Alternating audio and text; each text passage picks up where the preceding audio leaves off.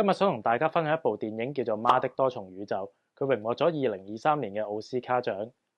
Jackie 你搞咩啊？要轉行做速食電影啦？男主角叫做小帥，他一出場就領了盒飯到了異世界去。哎呀，講笑咋？點會做速食電影啊？傻咗咩？點解我突然間會提起呢套戲呢？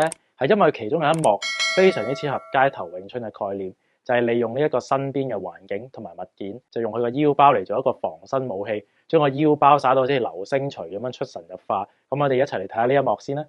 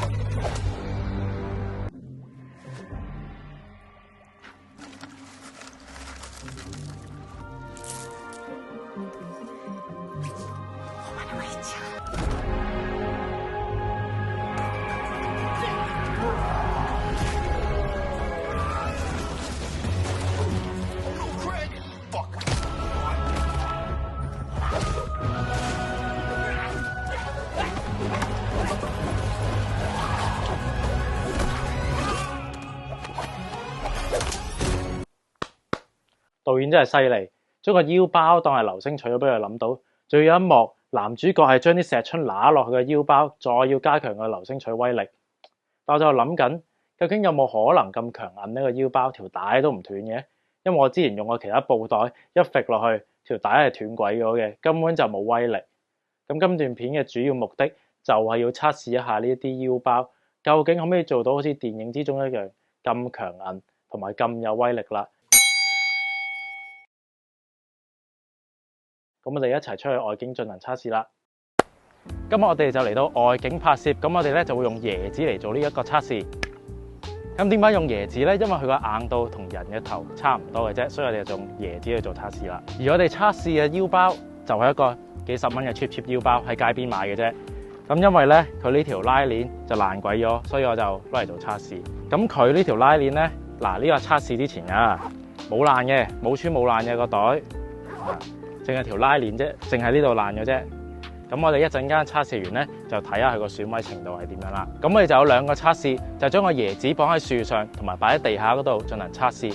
而我哋咧就會將啲石春放入個腰包嗰度，模仿電影咁樣，睇下係咪真係做到嗰一個效果。咁我預期嘅實驗結果咧，就係椰子應該會贏個腰包嘅，因為我一個腰包咧呢條帶啊應該會斷咗，應該成個腰包會飛鬼咗出嚟噶啦。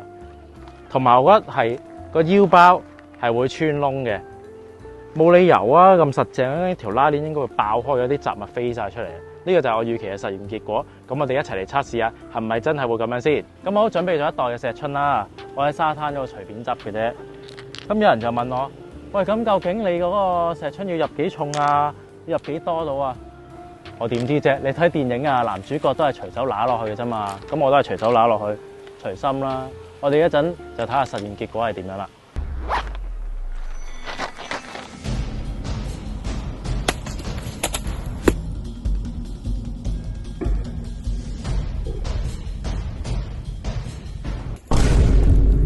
哇！咁快呢個實驗就完鬼咗啦，一擊咋就完咗啦成件事。不過我哋一齊嚟睇下個實驗結果先。我哋首先就睇下個腰包，係啦，可以 close up 少少。已經穿咗啦！如果裏面放啲乜鬼嘢證件嗰啲啊，咩銀包啊、銀仔全部飛鬼晒出嚟啦！你睇下呢條帶真係斷鬼㗎！啊，攞翻個絲鞋出嚟先，斷鬼咗啦已經一下咋。但係我哋可以睇個椰子喎，個椰子又真係有傷害㗎喎，不過用得一次咯。我諗佢電影入面嗰個腰包咧，都應該係特製啊，唔係嘅話，邊可能咁樣揈嚟揈去個腰包都唔爛嘅咧？咁我哋今日已經將呢一個疑問咧就解開咗啦。嚟到影片嘅尾聲，我再提一提大家，千祈唔好真係將啲石春入落個腰包度，揈落人哋個頭度啊！因為你睇下人哋個頭會打到咁樣㗎，你俾人告謀殺㗎，大佬！我係想破解電影嘅迷思，所以先拍呢一個實驗嘅啫。咁大家千祈唔好模仿啦！我哋下段影片再見啦，拜拜！啊個爛椰子咧，整乜嘢菜式好啊？今晚椰子雞煲。椰子雞煲啊！唉，好啦，你話事啦，我都唔知今晚食乜好。